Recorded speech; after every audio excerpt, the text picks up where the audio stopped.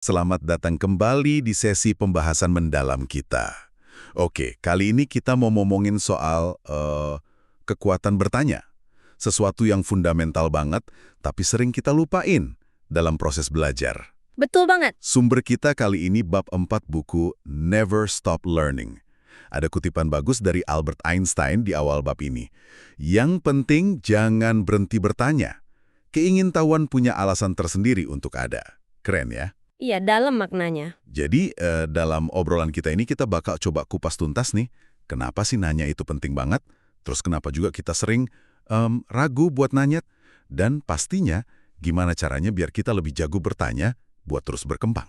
Oke, mari kita gali lebih dalam ya. Setuju. Apalagi di zaman sekarang ya, jawaban rasanya instan banget. Tinggal Google aja. Justru kemampuan bertanya ini yang jadi pembeda.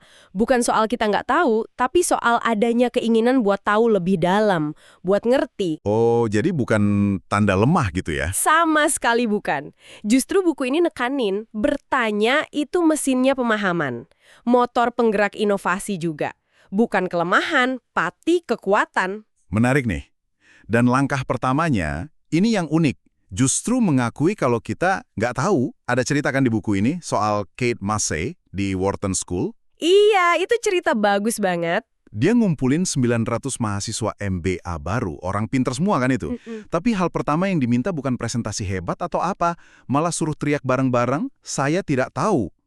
Gimana ya? Kok gitu? Itu tindakan simbolis tapi pesannya kuat banget. Intinya gini, belajar yang beneran itu mulainya pas kita rendah hati. Berani ngaku apa yang kita belum paham. Kalau kita ngerasa udah tahu semua ya nggak bakal nanya kan? Nggak nanya ya udah, nggak ada belajar baru. Rasa ingin tahu itu munculnya dari sadar kalau ada yang kosong di pengetahuan kita. Oke. Jadi kesadaran itu kuncinya ya.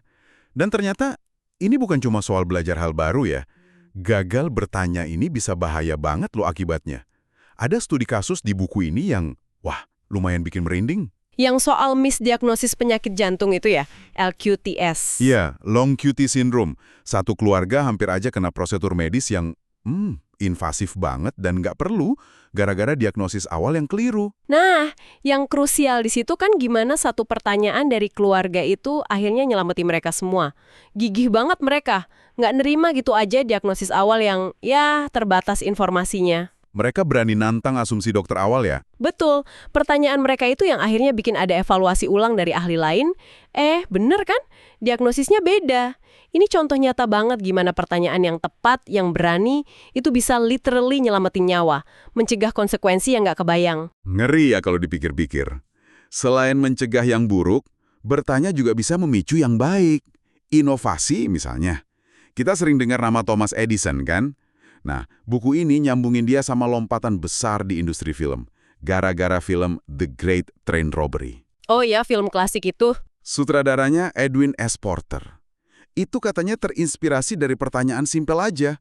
Film ini bisa ngapain lagi sih selain cuma ngerekam orang di panggung? Pertanyaan gitu aja bisa jadi pemicu ya? Iya. Nah, pertanyaan itu ternyata jadi pemicu serangkaian inovasi loh.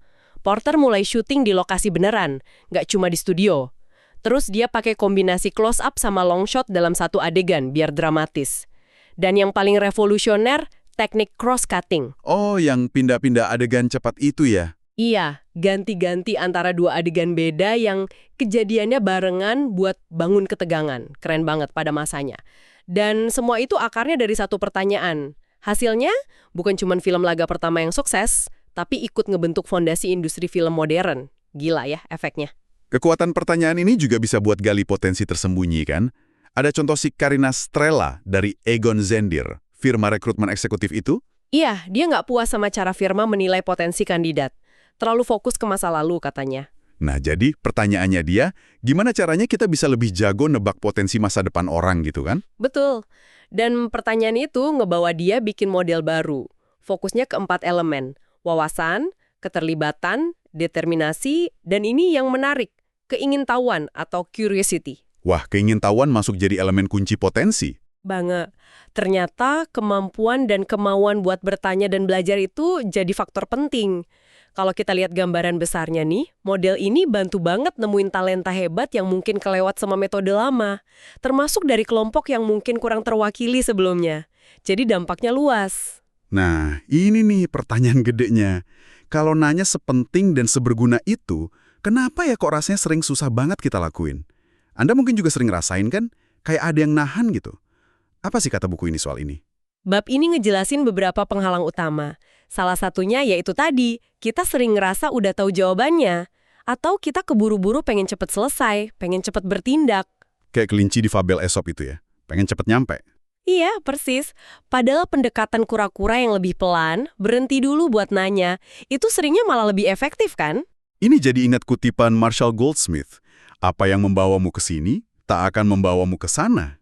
Jawaban lama belum tentu pas buat masalah baru ya. Bener banget. Penulis buku ini aja cerita pengalaman pribadi dia waktu SD, gagal ujian karena terlalu pede sama cara belajarnya. Nggak nanya ke diri sendiri, ini cara belajar udah bener belum ya? Oh, kayak konsep Kaizen di Toyota gitu ya. Selalu bertanya buat perbaikan terus-menerus. Nah, mirip semangatnya. Selain ngerasa udah tahu, ada juga self-censorship. Kita nyensor diri sendiri. Kenapa tuh biasanya? Alasan paling umum, ya takut. Takut kelihatan bodoh, nggak kompeten, atau dianggap nggak tahu apa-apa. Khawatir pertanyaan kita bikin orang lain mandang rendah kita. Padahal, emang selalu gitu ya. Menariknya, ada riset kan dari Karen Huang itu? Betul, risetnya nunjukin sebaliknya malah. Di eksperimen kencan kilat gitu, orang yang lebih banyak nanya justru dianggap lebih responsif, lebih disukain, malah lebih mungkin diajak kencan lagi. Wah, jadi nanya malah bisa bikin hubungan lebih baik ya, bukan ngerusak? Iya, belum lagi manfaat keingintahuan buat kesehatan mental dan fisik kita secara umum. Banyak risetnya soal itu. Tapi ada alasan lain ya kenapa kita nyensor diri. Yang lebih halus gitu. Ada. Kadang kita bahkan nggak sadar kalau kita perlu nanya. Kita ada di area yang namanya unknown unknowns. Hal-hal yang kita nggak tahu kalau kita tuh nggak tahu. Gimana mau nanya kalau nggak sadar ada itu ya? Nah, itu dia masalahnya. Dan ini diperparah sama cara kerja otak kita lewat bias kognitif. Salah satunya, bias ketersediaan atau availability bias. Itu yang gimana tuh? Kita cenderung bikin kesimpulan berdasarkan info yang paling gampang diingat aja ya. Atau yang paling baru kita denger. Tanpa nanya dulu, ini infonya beneran lengkap nggak ya? Representatif nggak ya? Oh, kayak contoh klasik eksperimen gorila yang nggak kelihatan itu. Persis. Orang fokus banget ngitung operan bola basket, nggak lihat ada orang pakai kostum gorila lewat di tengah-tengah. Kita asumsi apa yang kita fokusin itu udah semua ceritanya. Padahal seringnya enggak. Kita nggak nanya, ada yang kelewat nggak ya sama gue? Terus ada lagi bias yang kuat banget nih ngehalangin kita nanya secara objektif. Bias konfirmasi. Wah, ini dia nih biang kerok seringnya. Ini kecenderungan alami kita buat nyari, nafsirin, dan nginget info yang dukung apa yang udah kita percaya aja. Jadi kita nonton berita yang sependapat sama kita, temenan sama yang iya-iya aja gitu ya. Nah, itu contohnya. Dan ini bahkan ngaruh ke cara kita nanya loh. Kalau kita asumsi orang itu ekstrovert, kita nanyanya soal pesta. Kalau kita pikir introvert, nanyanya soal buku. Pertanyaan kita sengaja diarahkan buat ngonfirmasi asumsi awal kita. Wah, bahaya juga ya. Ada contoh lain nggak? Contoh klasik banget itu tugas seleksi kartu Watson. Yang ada kartu E, K, 4, 7 itu. Aturannya kalau huruf vokal dibaliknya angka genap. Kebanyakan orang salah milih kartu mana yang perlu dibalik buat ngetes aturan ini. Kenapa salah? Karena mereka nyoba membenarkan aturannya. Jadi milih kartu E, vokal, mau cek genap nggak, dan 4, genap, mau cek vokal nggak. Padahal cara yang benar itu menyanggah. Pilih E dan 7, ganjil. Kalau di balik 7 ada vokal, aturannya langsung salah kan? Oh iya. Fokusnya nyari kesalahan aturan, bukan pembenaran. Betul, akibatnya apa? Kita jadi males nyari info yang mungkin nantang pandangan kita. Padahal info itu bisa jadi penting banget buat belajar. Ada studi soal feedback 360 degree kan?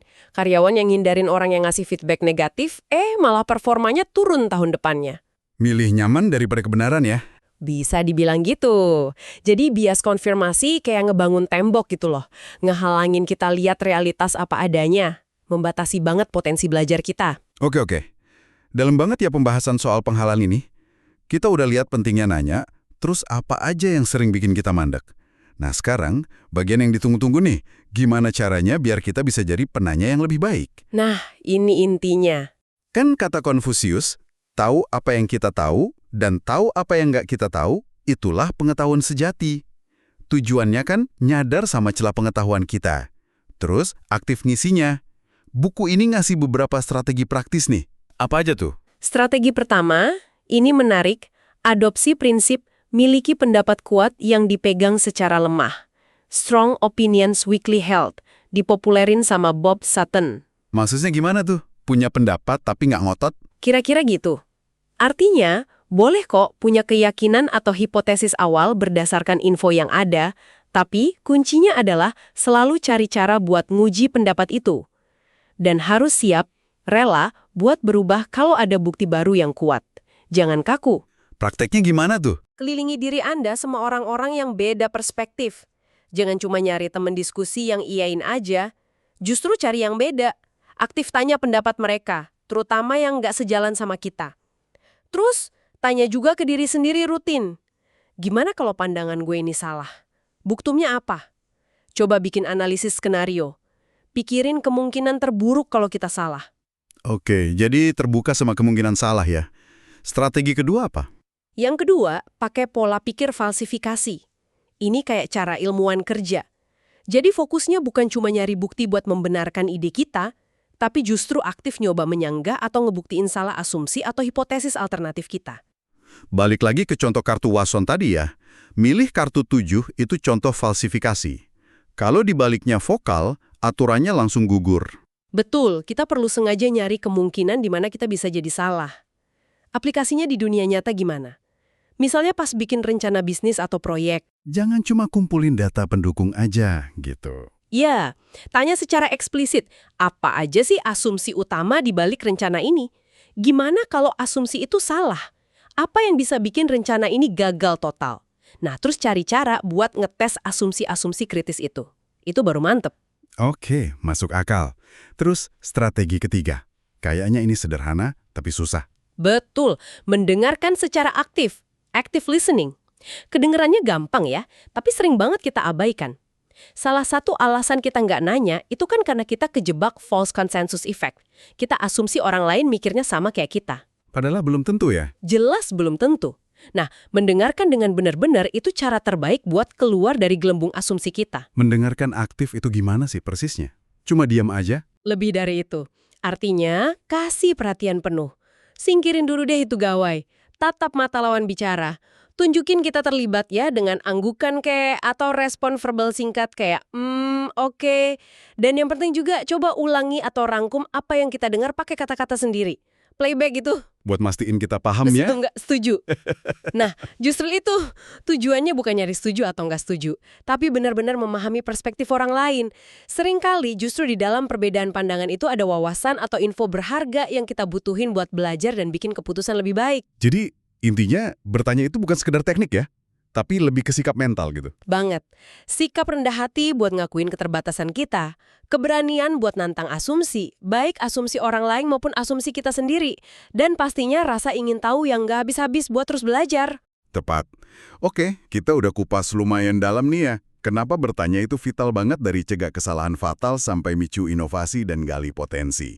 Kita juga udah lihat apa aja penghalangnya, rasa takut, bias-bias kognitif kayak bias ketersediaan, bias konfirmasi, sampai rasa udah paling tahu. Iya, banyak banget ya jebakannya. Tapi yang penting, kita punya strategi buat jadi lebih baik kan? Pegang pendapat kuat tapi lemah, pakai pola pikir falsifikasi, dan yang penting, dengerin secara aktif. Ingat lagi pesan Ced Masi di awal tadi. Berani ngaku saya tidak tahu, itu gerbang utamanya. Itu langkah pertama yang esensial banget dalam perjalanan belajar Anda. Dan kemampuan bertanya ini, kayak otot ya, mesti dilatih terus. Makin sering Anda lakuin secara sadar, makin kuat, makin alami jadinya. Anggap aja investasi jangka panjang buat pertumbuhan diri, baik pribadi maupun profesional. Setuju banget. Nah, sebagai penutup nih, ada satu pemikiran terakhir yang mungkin bisa Anda bawa pulang buat direnungkan. Silahkan. Oke, kita udah ngobrol banyak soal mengapa dan bagaimana bertanya. Tapi coba deh renungkan pertanyaan ini buat diri Anda sendiri. Jenis pertanyaan apa sih yang paling efektif buat ngebuka pintu belajar yang dalam buat Anda pribadi? Menarik. Apakah itu pertanyaan mengapa yang ngegali akar masalah, atau pertanyaan bagaimana jika yang micu imajinasi dan kemungkinan baru? Atau mungkin pertanyaan yang paling menantang asumsi Anda yang paling dasar? Coba kenali deh jenis pertanyaan andalan Anda itu apa. Terus coba eksperimen sama jenis pertanyaan lain minggu ini. Gimana efeknya? Wah, pertanyaan reflektif yang bagus banget buat menutup sesi kita kali ini. Terima kasih banyak sudah menyimak pembahasan mendalam kita tentang bab 4 dari Never Stop Learning. Sampai jumpa lagi di kesempatan berikutnya ya.